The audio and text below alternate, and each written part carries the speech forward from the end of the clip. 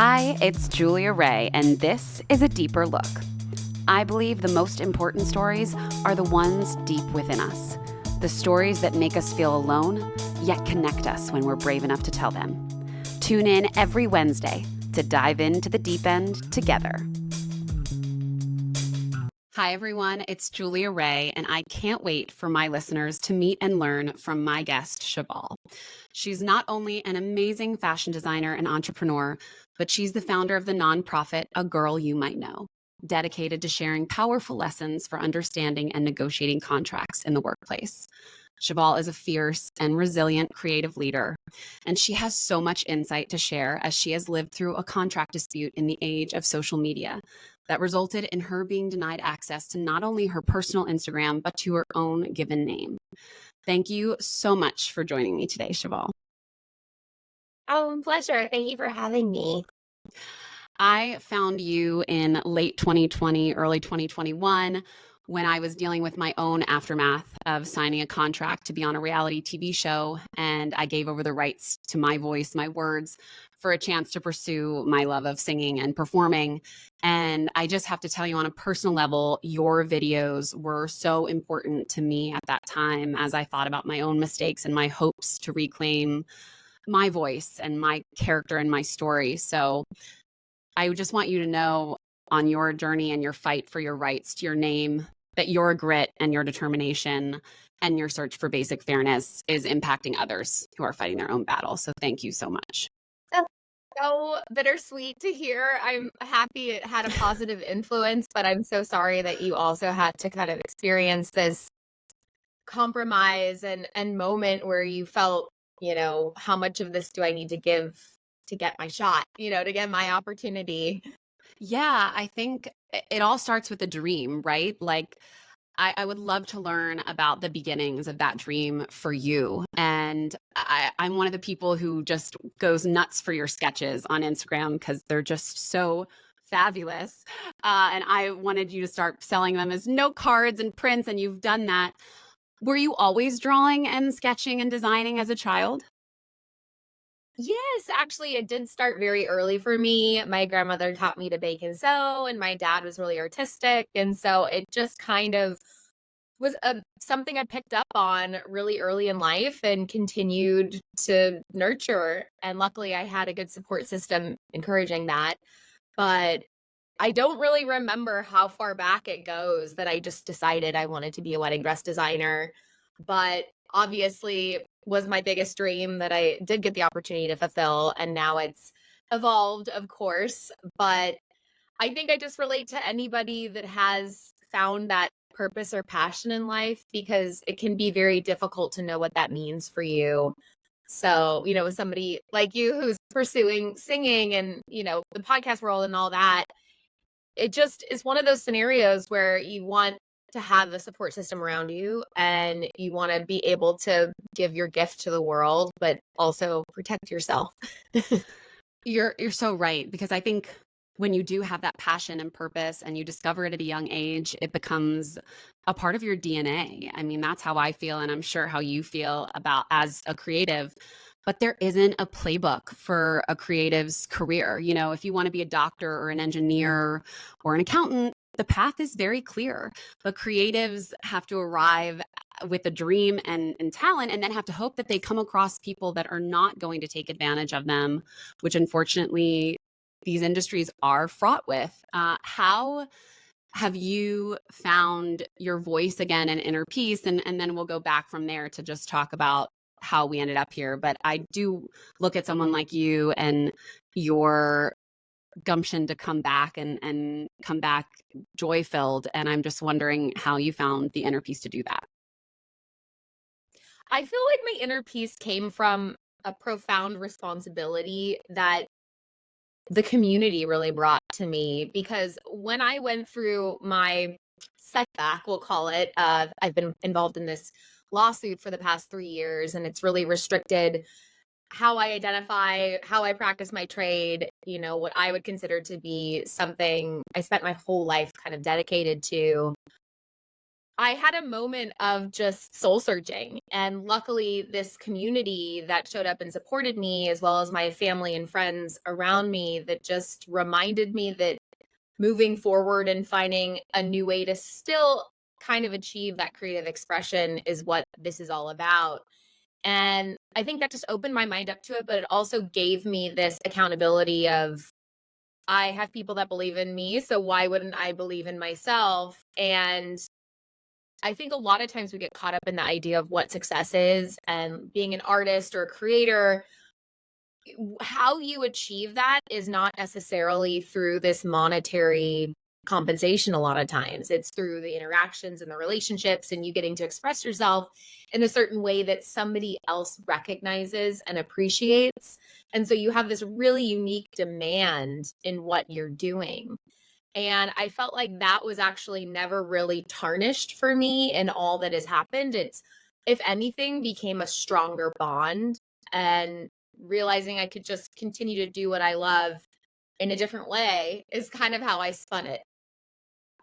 And you've spun it so, so well. And we'll get to your new venture, but take me back to the beginning, right? You're a young girl with a massive dream, and you're presented an incredible opportunity, right? And an opportunity that I think any creative with a carrot dangled in front of them. I found myself in a similar position. I was like, why wouldn't I do this, right? And you don't think through the larger picture. But what were you feeling at that time when you did decide to move forward with this dream?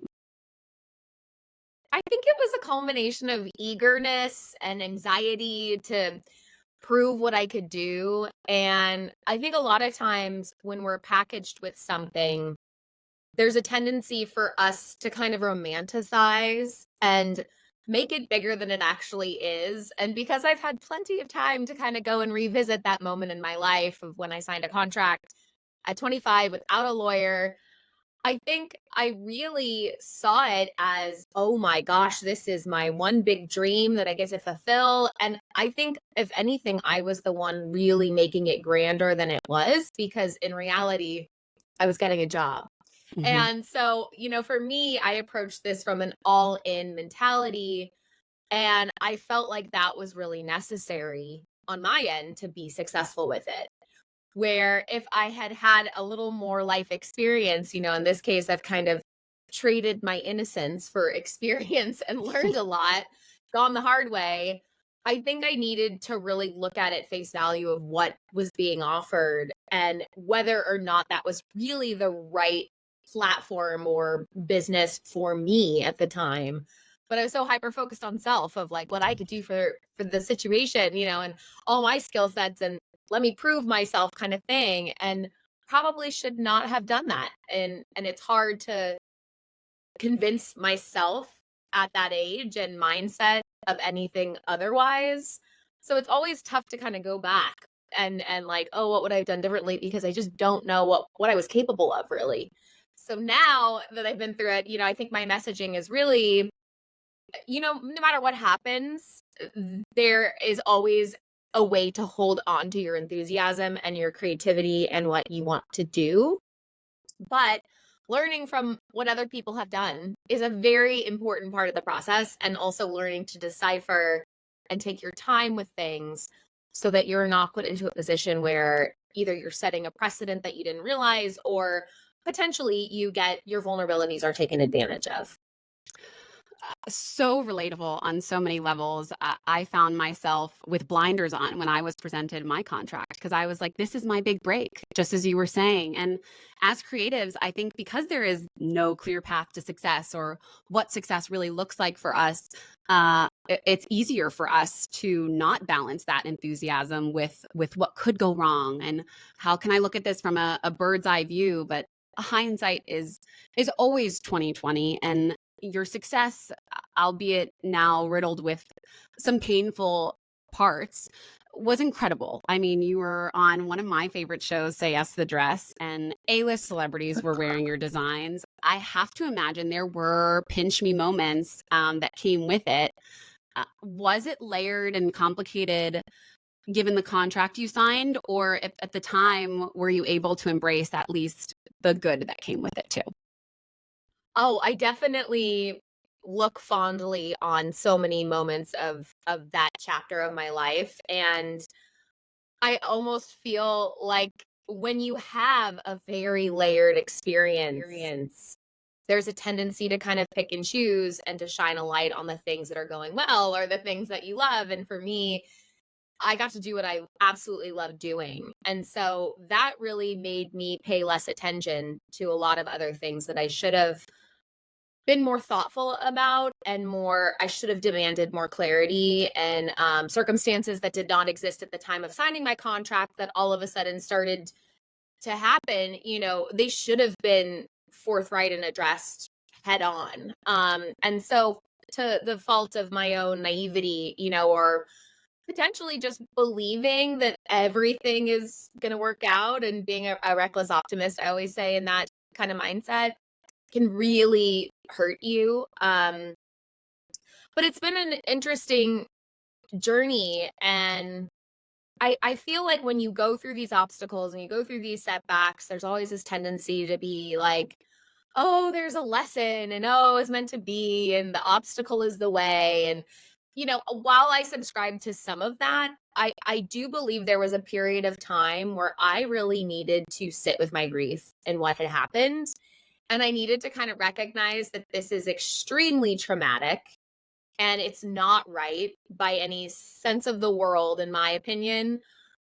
But it doesn't have to overtake all of these other moments and the beauty that really went into a lot of my career.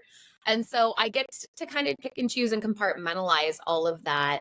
And I think, just taking it to another degree of, let's avoid painting red flags pink in the future, and not just believing that it'll somehow work out. You need to address those hard topics upfront and often, so that there's real protection on all sides.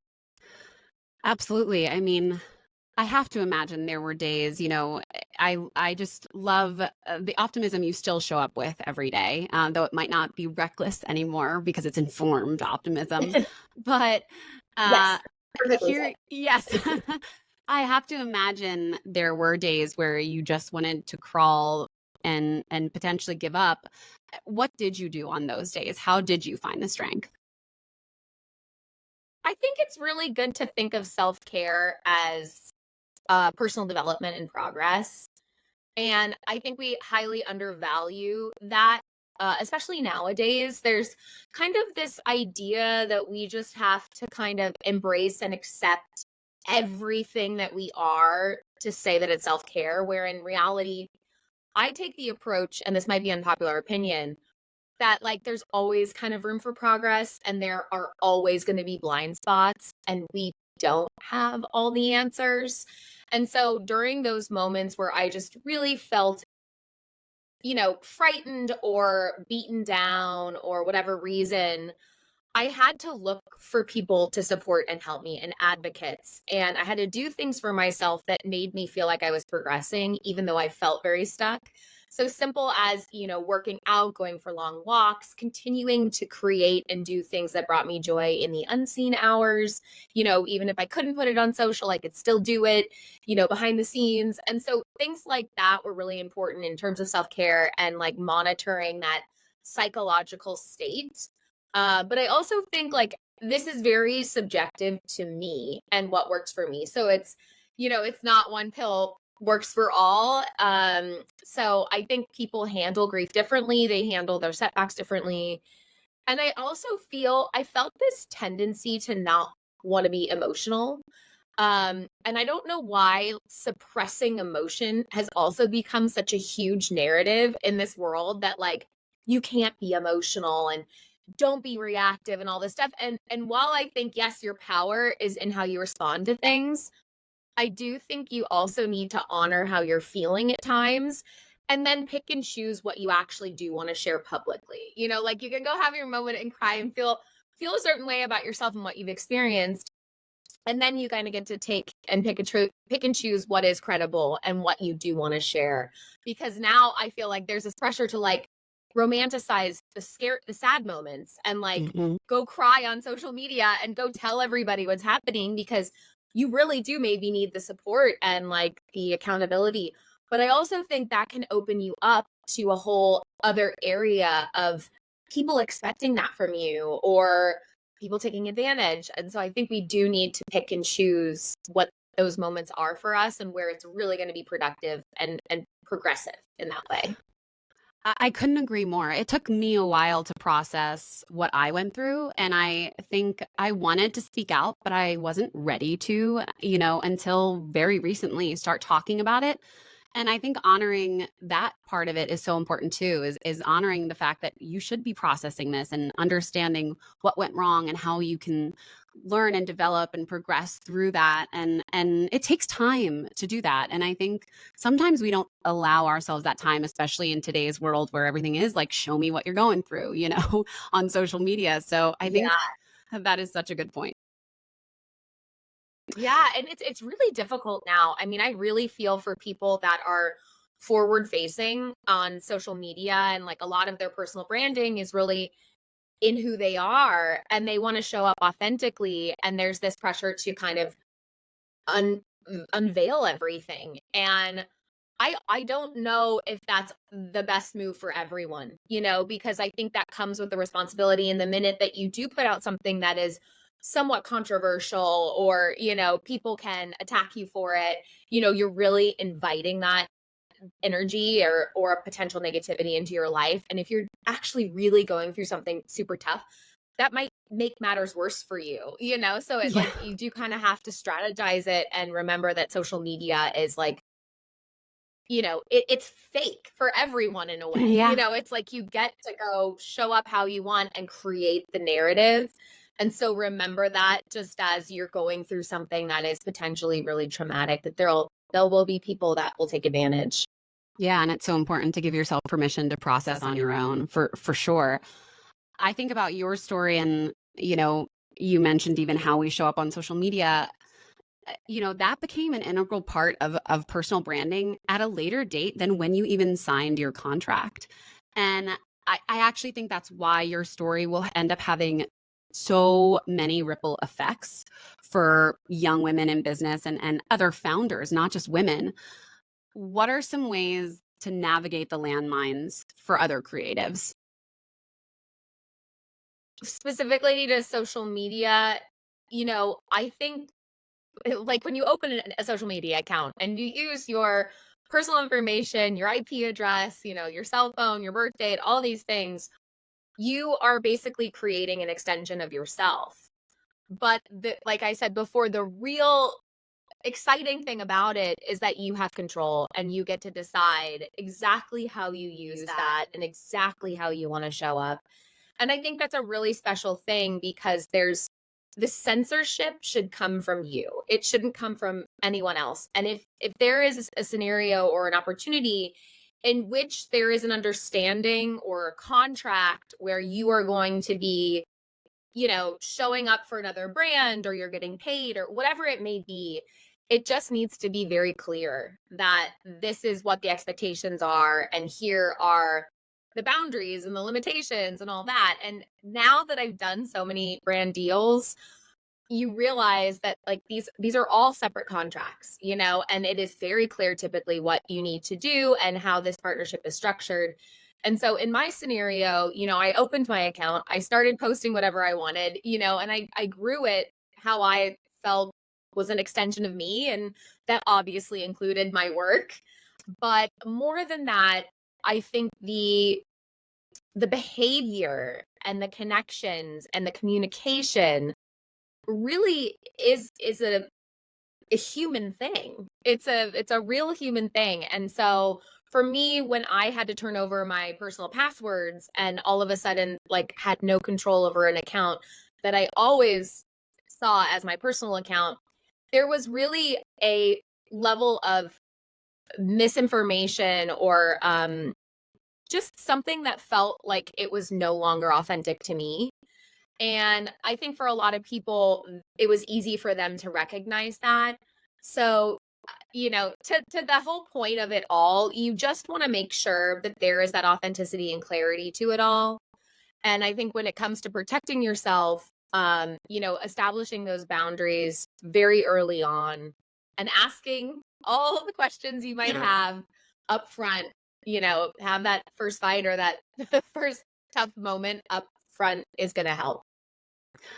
You're so right. I think we need to talk about this more, and it's why your story is so, I think, valuable, especially in this day and age, because we do need to be armed better, especially as women in the workplace. And that's really why you started A Girl You Might Know. Have you heard any stories of other women along the way that have inspired you, and could you share one? Oh, yeah. I think since starting the foundation and opening it up to specifically young women, young entrepreneurs, and creatives that are in the beginning stages of their careers, where they do often fall, victim or fall vulnerable to these very one sided contracts, it can feel overwhelming because you have an idea for your brand or what your contribution is, and then you need help getting it to scale or getting it to a certain place with your distribution or whatever you have. And that concept really, I think, reaches so many different types of industry fields and service industry stuff, and with the influencer world and YouTube, and it just applies. And so I've had a number of, young girls reach out to me that have told, their stories of just, I signed a non-compete, or I renegotiated my contract and carved out specifically my social media and my job because of what you experienced, or, somebody that's based in Colorado that needs to figure out a contract that's very specific to Colorado employment law with respect to the creative expression that she's contributing to the company. I mean, it's all so nuanced. And so I think just opening up the conversation about why you need a lawyer, why they need to be specialized, and where you can find those resources or learn from other people's experiences is really what the foundation is for. So yeah, unfortunately, it was through experience that we learned so much and why we have a need for it. But I also share my story because I know that I'm not the authority on any of this. But I do think knowing what not to do is just as important. So I'm happy to kind of be that example. Yeah, and beacon of light, really, of someone who is still walking through your situation. Can you bring us up to date on what the current situation looks like, or to the extent that you can? I appreciate that question and Yep. that you layered it with what you can share, because I am still very much in this litigation. But most recently, my former employer did file for bankruptcy. And then we have appealed a number of different things in the Second Circuit, which ended up ruling very favorably in that it set precedent for social media with respect to how it is viewed as property. And so there's a lot of actually law blogs that covered this ruling in the Second Circuit, and I am very gratified by the decision. And so with that, I think this will change the landscape a bit in my case that's in the district court. So we will wait to see, what happens next, because being now in bankruptcy court where my former employer is, there's kind of a lot of moving parts. So, I've learned to be extremely patient while at the same time wanting to move forward for myself in a new category and not be too discouraging to people, because I've noticed when I go speak about my story, it can be extremely jarring. And I don't know if it's like the way I tell it, but sometimes people just really feel taken aback by it. And so I want to make sure that I'm not just, sugarcoating it like this is a scary story. But here is kind of where there are some applicable takeaways for people that are branding or reinventing themselves, and, why it's part of the journey. And it's, your ability to be successful is staying enthusiastic through all these setbacks and failures or moments where you feel like you just can't go on. But holding on to that passion and enthusiasm is success for me. So And I think you've done such a beautiful job of that. I think personally, yes, your story is harrowing and upsetting to hear, but I find the way you've moved through it with such grace, vulnerability, but also empowerment is the takeaway for me. And you have stayed patient, but you have moved forward and in such a cool way. Can you talk about the inspiration and where it first came to you to start your shoe line? So I obviously was limited in what I could do. And, never ever did I ever think my original contract would be interpreted the way that it was. But there kind of has to be a level of acceptance in that I'm going to fight and fight for justice and keep my moral constitution at the forefront here. Simultaneously, going into a new category that's non-competitive and doing something that really feels like I can express my aesthetic and connect to these incredible women that have supported me through this is paramount to everything else. And so I really like shoes because I felt like I could be sentimental with the designs and, the idea that the shoe is your forward walking steps, fresh steps and all that stuff about manifesting your own journey and walking the way you talk. I love that. But I think with the branding itself, I chose the name Cheval, which is the French word for horse, because I was excited about it, first of all, but it has a Parisian origin. And it's the French word for horse, but it's also about trailblazing and kind of running against the wind. And in the design expressions for the shoes, I kind of hopped over the period of time that I was a wedding dress designer and went back to my roots on these nostalgic elements and things that really brought me joy when I was a young creator, or my grandmother taught me to sew, and like these little things that I held on to over the years that kind of molded my taste level and helped with my design expression. And so all of that was kind of baked into this new brand, which helped me feel really connected to it on a personal level, which made it a lot easier, I guess I should say, Yeah. in trying something new. I bet, because it sounds like it was on some level a return to, your basics, like what you grew up even influenced by, which is really fantastic to hear. Your designs are so, I think, just ahead of the time too. I mean, every time you release a new shoe, I want it. uh, and Thank you. you really had to start over on some level. Did it feel like that? I mean, you talk about the community and the support, and I'm so glad that you had that. But I have to imagine on some level it did feel like starting from scratch.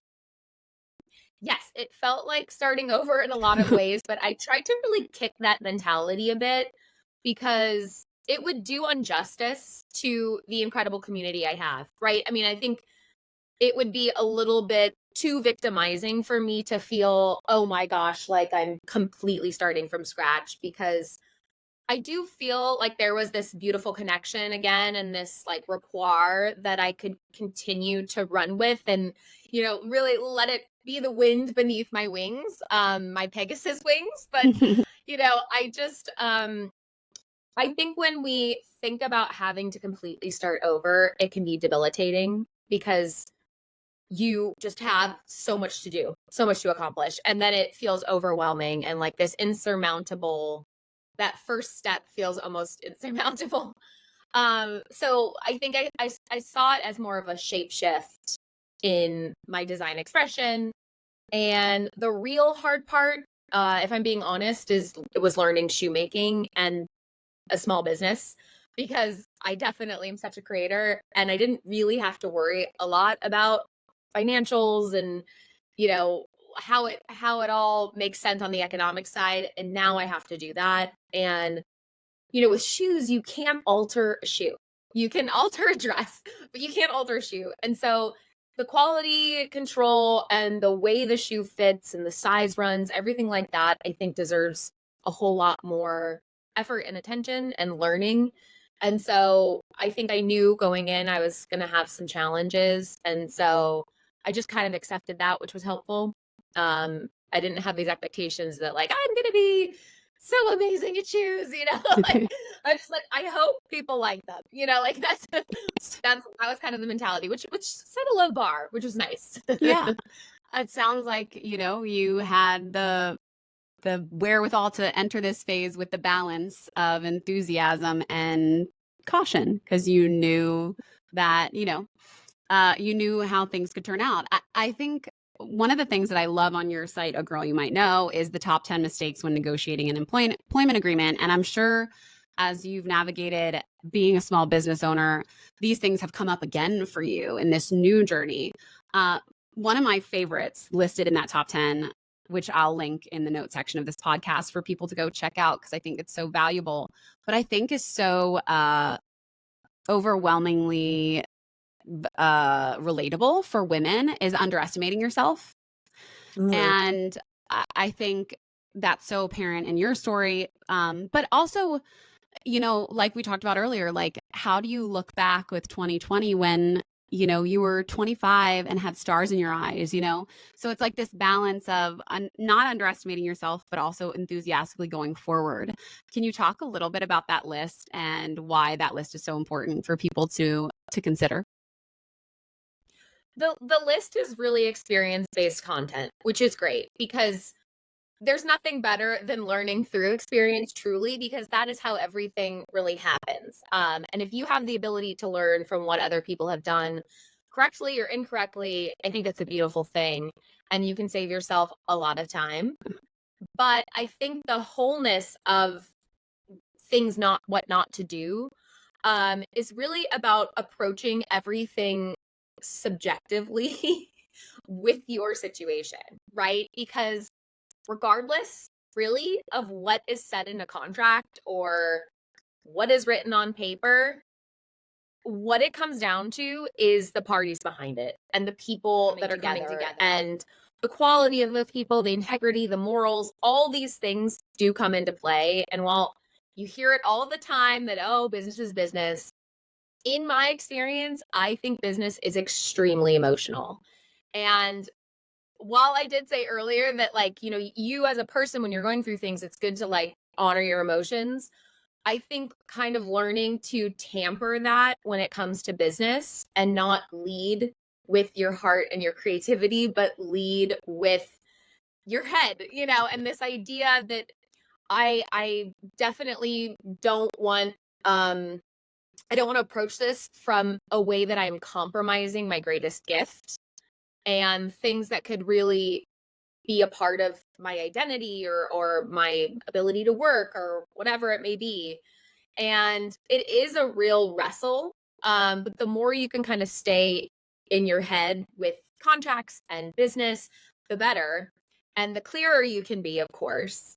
But it is very nuanced, and a contract is only as good as it is enforced, or how it could be potentially interpreted in, all of the most creative ways. And so that is just something to keep in mind. And I think in the very beginning stages of things, there is a tendency for everybody, or not everybody, but a lot of people want to be a team player, and they feel like they have to, either lower themselves or be submissive or not be difficult, Mm-hmm. and they suppress all of those questions and things that they have because they want to come off as somebody that other people want to work with, and I think a lot of times that can put yourself at a disadvantage, or it can leave an opening for others to potentially victimize or take advantage of it in any scenario. I'm speaking very generally here, but, at least having a list and going through it, is one way to reach people and have them think about things before going into something. I would say one of my bigger ticket items when signing a contract is if somebody is rushing you. I think that is a big red flag for me now. If somebody is saying, well, we need to get this done and we can't be doing this back and forth negotiation and lawyers and all, like, if there's discouragement and there's this like dire need that, like, oh, we'll figure it out later, or something like that, I think that's a huge red flag, because timing is literally everything. And if you are already lassoing something around that, it's basically like creating this pressure to potentially compromise. And that's just something I learned the hard way. Powerful and valuable reminders. So thank you for sharing that. And thank you for all the work you do to illuminate these issues for young entrepreneurs who are anxious and eager and emotional and wearing their hearts on their sleeves. I think it's by nature creatives, we are vulnerable because we're sharing parts of ourselves through our creativity. So it's not always surprising to me to hear these stories, unfortunately, because I think we Right. open ourselves up in a different way. But I do hope that you have gotten emotional in a good way about the success of Cheval. I've seen Tunde, one of my favorite Peloton instructors, wore your shoes to an Oscar party, which must have been such a thrill. That was major. Love that. Love that for us. Yes. Yeah. It's been so wonderful and exciting, and it just feels like, a new bright sunshiny landscape. So very happy for that. Speaking of that sunshiny landscape, you posted a year-end wrap-up of 2023, and you said you were guided by grace, love, and gratitude. Can you share with us how, in the midst of having so much taken from you, you are able to lead with such positivity? I think it's faith. And I've never really talked a lot about, my personal approach to life and everything, but I do believe that having a real understanding of something bigger than self has been helpful in exercising the gratitude and what I have been given in life and the support system around me, and realizing how incredibly blessed life is, has been a really strong reminder when I'm like, oh, why me? Like when you're having those moments, I think Yes. you really have to quickly flip it and be like, oh my gosh, you have so much to be grateful for. And the grit part, I think, is wonderful too, because I think for a large part of my life, having such a wonderful supportive family, and really being somebody that trusted authority through gymnastics and through my career, like sometimes my spine's a gummy bear. It's not very strong. And I think when you go through these experiences, you realize that you cannot show up to a sword fight with a pool noodle. You Mhm. need to learn to kind of defend yourself, and have those characteristics of a warrior, and standing up for yourself in a way with integrity, I should say. Um, and then the third part is like the faith and the hope. Like it is a very, very helpful thing, and it could be dangerous at times when it's, like I said, when it's reckless. But it's really, really important to believe in yourself and believe in better days ahead, and focus where your energy goes. But like you have to work at it every single day. You have to literally put it in to the machine every day. And Yeah. when all these things happen, it gets harder, but like you just have to do that for yourself every single day. Yeah. Yeah, I love the showing up to a sword fight with a pool noodle, because I have found myself vulnerable to these situations where, I think it's important not to beat ourselves up too much, because really it was born out of a good heart, right? A trusting heart. And then, but you leave yourself vulnerable and malleable to people that don't always have the best of intentions. But I love that. I'm never going to show up to a sword fight with a pool noodle ever again. But you are so future focused. And I think also you so beautifully focus beyond yourself. You've talked about that a number of times, and how actually that helps you get through, which is one of, I think, the best ways to lead a fulfilling life, is to be in service to others. And you've done that through your story and through your journey and through sharing it. What Thank advice you. do you have for someone who has been knocked down and reached a roadblock for one reason or another? What advice do you have for when that happens? And I guess because we've talked about so much of your valuable advice, I guess talk about the first moment that it happens and how to kind of forgive yourself. Because I think there's a little bit of self-forgiveness in these stories too.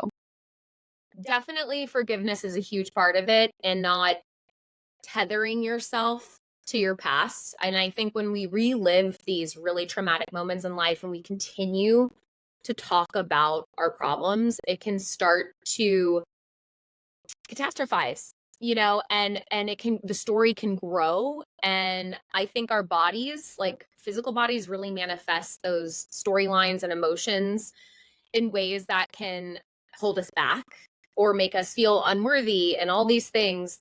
Like, all these cliches people say are true, but I really do subscribe to the idea that you cannot let success get to your head, and you cannot let failure get to your heart. And whoever said that is a genius, because I genuinely feel like so much of life is ebbs and flows, and it's temporary. All of it, even the best parts are temporary. And having an emotional home for yourself that is a nice place to be at baseline is so important. Like who you are on the casual Thursday, and like those things are really important to remember in how you're carrying yourself and the way you're carrying your weight, because it might not be the weight that's holding you down. It might just be the way that you're carrying it and choosing to move through life. And like, that's not easy. It's not. When you have experienced loss, and you have when you've had moments where your soul is on its knees, the strength it takes and the courage is not fake. Like, that is not something you can fake. And the moment you recognize you have it, or you've been able to do it, I think it gives yourself credibility. And I think that's where you should pull your confidence from, and like, there was another quote where it was like, getting knocked down is part of life and getting back up is living, and it's like, that is so true. It really is. The ability to believe in the comeback or the bounce back, and why people talk about it all the time and they believe in that for other people, I think is something worth paying attention to. Such excellent advice. So many things to take away from that answer. So thank you for that. I just think you're further evidence that sometimes we think we have to choose a lane. I'm a bridal designer, I'm this, not that. But when we embrace the full potential of who we are and realize that those gifts and talents can be applied elsewhere, it isn't necessarily a U-turn or a hard left turn. It's just a fabulous new path. And you are Yes, evidence of that. absolutely. Branches off. Well, that is so kind of you to say. Thank you. You've been such an inspiration to me and all who hear your story. So thank you so much for joining me today, Cheval. I know our listeners are going to find so much value in sharing your deeper look. So thank you. Thank you so much. I love hearing that. If you are loving these conversations, please share with a friend or 5 and leave me a review, because I would love to hear your feedback. And if you have an idea for a future guest, head on over to our Instagram @DeeperLookPod and comment who you'd like to get to know on a deeper level. New episodes drop every Wednesday. I'll see you next week on A Deeper Look.